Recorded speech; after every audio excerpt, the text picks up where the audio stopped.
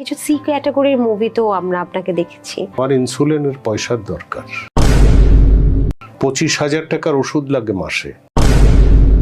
একটা সময় তারা ছিলেন বাংলা সিনেমা ইন্ডাস্ট্রির বিশাল প্রভাবশালী সুপারস্টার, যাদের নামেই সিনেমা হয়ে যেত সুপারহিট। কেউ দর্শকদের মাতিয়ে রেখেছে তার রূপের জাদুতে, কেউ কাঁপিয়েছে তার দুর্দান্ত অ্যাকশন সিন দিয়ে, কেউ কাঁপিয়েছে তার অসাধারণ অভিনয় দিয়ে, আবার কেউ ভয়ঙ্কর ভিলেন হিসেবে। আর সবাইকে যে একসাথে করে চমৎকার সিনেমা বানিয়েছিল সেই লিজেন্ডারি ডিরেক্টর, তাদের আজ শেষ বয়সে সম্মানের সহিত কাজ করার কথা, কিংবা রিটায়ার্ড হয়ে নিজেদের মর্যাদা ধরে রাখা। কিন্তু তারা তা না করে আজও সামান্য কিছু টাকার পেছনেই ছুটছে, যার ফলে একেবারেই নিম্নমানের সি গ্রেড সিনেমা থেকে শুরু করে মোবাইল দিয়ে শুটিং করা সিনেমায় পর্যন্ত কাজ করছে। শুধু তাই নয়, অনেকে যাত্রাপালায় গিয়ে পর্যন্ত নাচতেছে। আর এর কারণে বাংলা সিনেমার দর্শকদের কাছে তারা দিন দিন ছোট হতে হতে তাদের সারা জীবনের অর্জিত মান সম্মান ধীরে ধীরে হারিয়ে ফেলছে। বলতে পারেন বর্তমান সময়ে তাদেরকে দেখে ভেতরে ভেতরে কষ্টই লাগে। তো ভাই লোক, আজকে আমি বাংলা সিনেমার এমন কিছু বিগেস্ট স্টারদেরকে নিয়ে আলোচনা করব, যারা একসময় বাংলা সিনেমা ইন্ডাস্ট্রিতে দাপিয়ে বেরিয়েছিল, যাদের নামেই সিনেমা হল কাঁপতো, কিন্তু বর্তমান সময়ে তারা একেবারেই নিম্নমানের সস্তা সিনেমায় কাজ করে নিজেদের সম্মান হারাচ্ছে। তো কি অবস্থা, আমি সজীব, আর আপনারা দেখছেন সজীবের ডাইরেক্ট পয়েন্ট। আর আজকের পয়েন্ট হলো the downfall of Bangla cinema superstars. Number 6, sir Kazi Hayat. বাংলাদেশের কমার্শিয়াল সিনেমার সবচেয়ে বড় এবং কিংবদন্তি ডিরেক্টরের নাম হচ্ছে কাজী হায়াৎ, যার মাধ্যমে মান্নার মতো নায়কের জন্ম হয়েছে। তার ক্যারিয়ারে অসংখ্য ঐতিহাসিক সিনেমা বানিয়েছেন তিনি, অভিনয় করেছেন নিজেও। একটা সিনেমায় তার প্রেজেন্স থাকাই ছিল মানে অনেক বড় কিছু।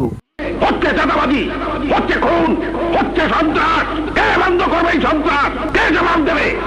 সেই বিখ্যাত কাজী হায়াৎ স্যারই আজ সামান্য কিছু টাকার জন্য যেই কোনো সস্তা সিগ্রেট টাইপের সিনেমার মধ্যে কাজ করে যাচ্ছেন। তাকে সেই সব সিনেমায় কাজ করতে দেখলে আমার প্রচন্ড খারাপ লাগে। আমি জানি যে তার শেষ কিছু সিনেমায় তিনি তার সমস্ত সম্পত্তি হারিয়েছেন। 3টা ছবিতে সর্বস্ব হারিয়েছি আমার, সর্বনাশ হইয়া বা দেখেই নাই লোকে। কিন্তু তার খরচ বহন করা তার ছেলের পক্ষে অসম্ভব কিছুই না, কারণ সে আমেরিকাতে সেটেল। অস্ত্র জমা দিছি, ট্রেনিং জমা দেই নাই, একদম এক পয়েন্ট দিয়ে মাথা ফাটাবে। নাম্বার 5, ওমর সানি। অনেকে আমার সাথে একমত না হতে পারেন, কিন্তু ওমর সানিও ঠিকই একটা সময় বাংলা সিনেমা জগতের 1 নাম্বার নায়কের উপাধি পেয়ে গিয়েছিলেন। তার সিনেমাগুলোর ইমোশনাল দৃশ্যের অভিনয়টা দর্শকের সবচেয়ে বেশি ভালো লাগতো। আমাদের পিছনকে এক গুলিতে শেষ করে দিন, তবু আপনার কাছে কিছুতেই হার মানব না চৌধুরী সাহেব। কিন্তু নায়ক থেকে হঠাৎ হয়ে গেলেন ভিলেন। তারপর সেই ক্যারেক্টারও খুব একটা বড় কিছু করতে না পেরে অভিনয় করতে শুরু করে দিলেন সাপোর্টিং ক্যারেক্টারগুলোতে। কিন্তু তারপরেও সেখান থেকে নামতে নামতে বর্তমানে সে এমন একটা পর্যায়ে এসে পৌঁছেছে, তাকে অভিনয় করতে হচ্ছে একেবারেই নিম্নমানের সিগ্রেট টাইপের সিনেমাগুলোতে। এখন মাঝে মধ্যে তাকে আমরা ছোটখাটো কম বাজেটের সিনেমায় অভিনয় করতে দেখছি। শুধু তাই নয়, মাঝে মধ্যে যাত্রাতেও যান তিনি। এগুলো দেখলে সত্যি খুবই খারাপ লাগে।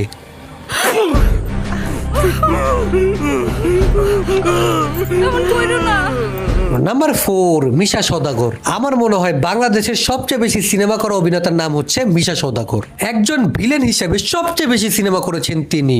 নাম আমার খন্দকার, যে চাই বিপক্ষে আমার, হয় তার জীবন অন্ধকার।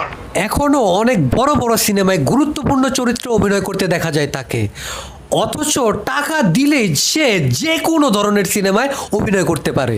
এমন এমন সিনেমাও আছে যেখানে তাকে দর্শক দেখলে জাস্ট বলে, মিশা এই কাজ কিভাবে করতে পারে। এত নিম্নমানের সিনেমায় তার মতো অভিনেতাকে অভিনয় করতে একেবারেই মানায় না। দর্শক এমনও বলে যে তাকে টাকা দিলেই হয়তো পাওয়া যায়, তার নিজস্ব কোনো আত্মসম্মান নেই। পেরেতে পেরেতে পেরেতে পেরেতে পেরেতে রেতে নীতি শেখাও চটনি। নাম্বার 3, আমিন খান। মান্নার পর দর্শক তাকে সেই জায়গায় বসিয়েছিল, কিন্তু সেই জায়গাটি সে ধরে রাখতে পারেনি। আমি কিন্তু পুলিশের লোক, তোর আমি পুলিশ বলে কিছু আইনের উঠে। তাকে এখনো দেখতে সেই আগের আমিন খানের মতোই লাগে, ফিটনেস, চেহারা সব আগের মতোই আছে। আমরা ভেবেছিলাম তাকে হয়তো কোনো বড় প্রজেক্টে দেখতে পাবো, কারণ তার ওয়ালটনের এক একটা বিজ্ঞাপনে তাকে দেখতে পুরাই সাউথ ইন্ডিয়ান নায়কদের মতোই লাগে। অথচ তাকে আমরা কামব্যাক করতে দেখলাম ডাইরেক্ট অ্যাটাক নামে একটা বি গ্রেড টাইপের নিম্নমানের সিনেমায়, যেই সিনেমাটা হয়তো হলে 2 দিনও চলে নাই। এর আগেও তাকে আমরা এরকম বি গ্রেড টাইপের সিনেমায় অভিনয় করতে দেখেছিলাম। আমি আমিন খানকে পার্সোনালি বলবো যে ভাই, বাংলা সিনেমার দর্শকরা আপনাকে আগের মতোই ভালোবাসে। বড় কোনো সিনেমা পাইলে করেন অথবা ক্যামেরার বাইরেই থাকেন, অন্তত পক্ষে আপনার সম্মানটুকু বেঁচে থাকবে। মনে হচ্ছিল আমি সীমাহীন কুল কিনারাহীন এক সাগরে ডুবে যাওয়া জাহাজের নাবিক। নাম্বার 2, মাসুম পারভেজ রুবেল। বাংলাদেশের ব্রুসলি আমাদের অ্যাকশন কিং রুবেল স্যার। সব নায়কদের দর্শক আলাদা, আর রুবেল স্যারের দর্শক শ্রেণীটাই ছিল আলাদা। বাংলা সিনেমা ইন্ডাস্ট্রিতে এ লিস্টেড নায়কদের মধ্যে তিনি ছিলেন একেবারেই উপরের দিকে। তার কোনো নতুন সিনেমা আসলে দর্শক জাস্ট হুমড়ি খেয়ে পড়তো সিনেমা হলের বাইরে, কারণ তার নতুন সিনেমা মানেই ধুমধুমার অ্যাকশন, নতুন নতুন অ্যাকশন স্টান্ট, পুরাই ইউনিক টাইপের নতুন সিনেমা। এটা কোন স্ট্যান্ড? নিনজা। সেই রুবেল স্যার এখন এমন এমন কাজ করে যা দেখলে আমার চিল্লায়া কান্না করতে মন চায়। মানে সেই সিনেমাগুলো দেখলে আপনার কাছে মনে হবে শর্ট ফিল্ম অথবা মোবাইল দিয়ে ভিডিও করা কোনো সিনেমা। মানে সে যে একটা সময় বাংলা সিনেমার অ্যাকশন কিং ছিল সেটা সে ভুলেই গেছে। মাঝে মধ্যে 2-1টা ভালো প্রজেক্টে তাকে দেখা গেল, বেশিরভাগ সময় সে কোথা থেকে যেন এসব উল্টাপাল্টা কাজ করে ফেলেন। এগুলো দেখলে খুবই কষ্ট লাগে। তুই কি মনে করেছিস পাগলা মানিকের চোখকে ফাঁকি দিয়ে পালিয়ে যেতে পারবি? আমি পালানোর চেষ্টা করে নাই, আমি এখানে আত্মগোপন করেছিলাম। নাম্বার 1, মৌসুমী।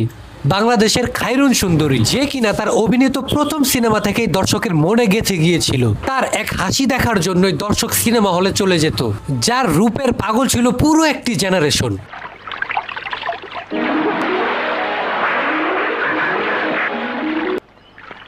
সুবহানাল্লাহ।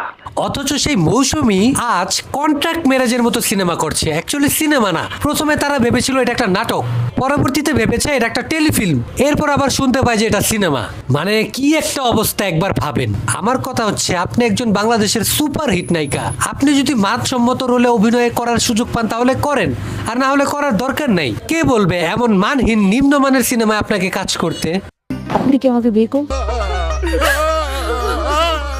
যাই হোক, এই অভিনেতা অভিনেত্রীদের মধ্যে কাকে এইসব নিম্নমানের বি গ্রেড সি গ্রেড সিনেমায় অভিনয় করতে দেখতে আপনারও আমার মতো এতটা খারাপ লাগে, এবং আপনার কোন প্রিয় অভিনেতাকে আপনি আবার বড় পর্দায় বড় পরিসরে বিশাল কামব্যাক করতে দেখতে চান, সেটাও আমাকে জানাতে ভুলবেন না। তো ভাই লোক, let's wrap up the video. দেখা হচ্ছে পরবর্তী আরো একটি ইন্টারেস্টিং ভিডিওতে। ততক্ষণ দেখতে থাকুন সজীবের ডাইরেক্ট পয়েন্ট।